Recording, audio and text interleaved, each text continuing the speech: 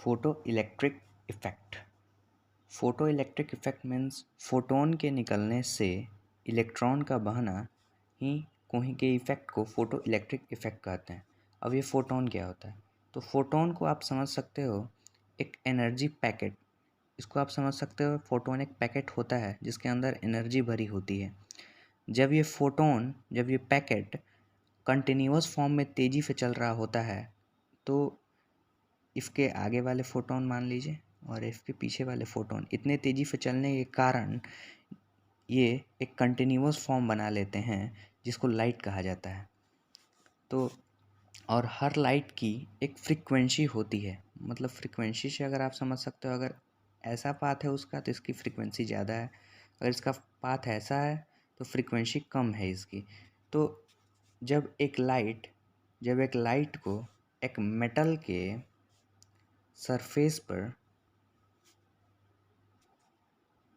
गिराया जाता है और हम जानते हैं कि ये फोटोन ही हैं जो कंटिन्यूअस फॉर्म में तेज़ी से चल रहे हैं, इसलिए हमको डिस्क्रीट फॉर्म नहीं दिख रहा है।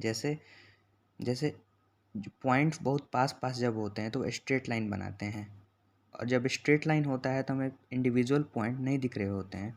उसी तरह फोटोन जब तेज़ी से चल रहे होते हैं तो हमें फोटोन छोटे छोटे नहीं दिख रहे होते हैं, ये इस लाइट के फॉर्म में दिख रहे होते हैं और इसके मिनिमम फ्रीक्वेंसी ले लेते हैं म्यू।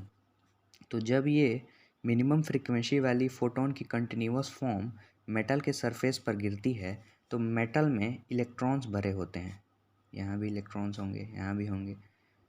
तो जब ये एनर्जी इलेक्ट्रॉन पर पड़ती है तो ये इलेक्ट्रॉन किसी मिनिमम म्यू नॉट फ्रीक्वेंसी की एनर्जी को लेकर बाहर निकल जाता है। तो लाइट के गिरने और उसी समय बिना टाइम लैग किए इलेक्ट्रॉन के मेटल सरफेस से बहने की प्रक्रिया को ही फोटो इलेक्ट्रिक इफेक्ट कहा जाता है। तो और हम जानते हैं कि अगर फ्रीक्वेंसी ज़्यादा है तो एनर्जी भी ज़्यादा होगी। तो एनर्जी को हम लिख सकते हैं डायरेक्टली प्रोपोर्शनल टू फ्रीक्वेंसी, मतलब जितनी ज़्यादा फ्रीक्वेंसी उतनी ज़्यादा इसकी एनर्जी कम है।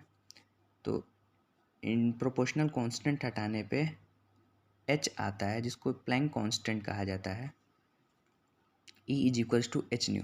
सो हम कह सकते हैं कि जब हम एच न्यू वाली एनर्जी को मेटल के सरफेस पर गिराते हैं तो मिनिमम म्यू नॉट की फ्रीक्वेंसी लेकर, मतलब एच न्यू नॉट की एनर्जी लेकर बाहर निकलता है। अगर इसके बाद भी अगर ये मान लीजिए 10 जूल था और ये 2 जूल में ही यहाँ निकल गया, मेटल के सरफेस के बाउंड्री पर आ गया, तो 8 जूल जो बचा वो उसकी काइनेटिक एनर्जी में चली जाएगी। इसी इक्वेशन को हम आइंस्टाइन इक्वेशन के नाम से जानते हैं।